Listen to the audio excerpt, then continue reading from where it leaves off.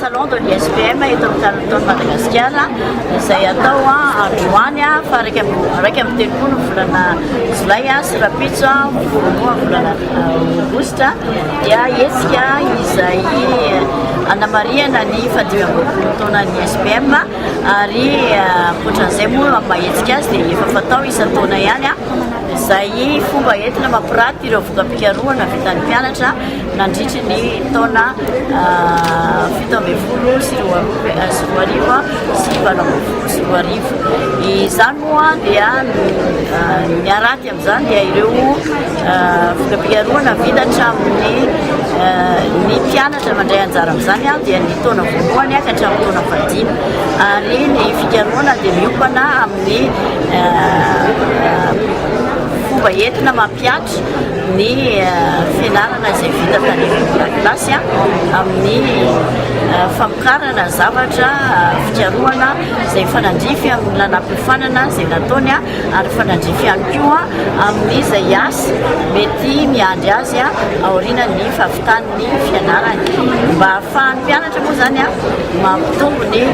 manatsara ny kalitaon'ny mpianatra ny fianarany ary manatsara ihany koa ny fahaizany izay tsy maintsy andraisany anjara be dia be amin'izay fivelarana ao amin'ny fahaizana izay ary anisan'ny mampiavaka ny mpianatra ISPM moa zany dia ny toetra tiakarokaro ary toetra tsy mora afa-po fa miezaka hatrany anao zavatra tsaratsara kokoa tsy voatery hoe tsara be ny fikarohana ny sasany mety misy hoe tsy maintsy hoe zay fikarohana misy anjaraina fa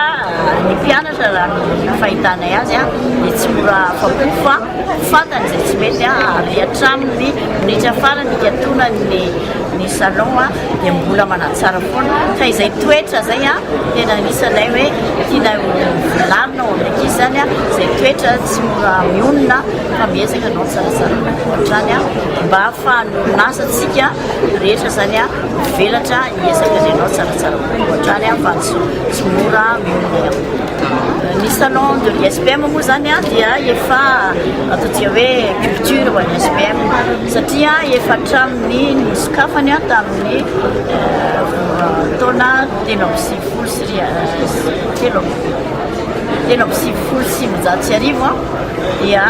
efa nanao ny salon de l'ISPM zay tamin'izany moa dia tany amin'ny espaciar tany amin'ny espaciar natao rehefa nentombo ny isan'ny mpianatra tsy omby dia nitady toerana misimisy kokoa dia tany amin'ny fahadimy ambin'ny folo taona fahafolo taona ny sekoly dia nanomboka narokatra ny salon de l'ISPM tato taona izay tato taona zany dia efa dimy ambin'ny folo taona no niarahana nanao an'ity salon ty atao amin'ny taona Madagasikara mpianatra zany dia ireo moa zany dia 503 ny trano eva izay vita tamin'ny taona ty ary ny 900 tamin'ireo zany 900 mendrika tamin'ireo no entina ty amin'ny canton Madagasikara izany hoe raha zay no sarisa zany ny fomba entina manao ny fikarohana moa zany dia misy fomba entina zany manentana ny ankizy mba teraka toe-tsaina tianao zavatra fa rehefa teraka ao anatin'ny tanora izay toe-tsaina tianao zavatra zay dia mahavita foana izy na inona indraindray misy magataka fanampiana ty amin'ny sekoly indray koa ny ankizy ao ampianarana efa misy structure hifanampiana amin'ny fomba entina mananateraka ny atrikasa toy izao fa dia saorana be dia be amin'ny mpianatra ny fanampy ary saorana be dia be amin'ny mpianatra nanaraka ny toerana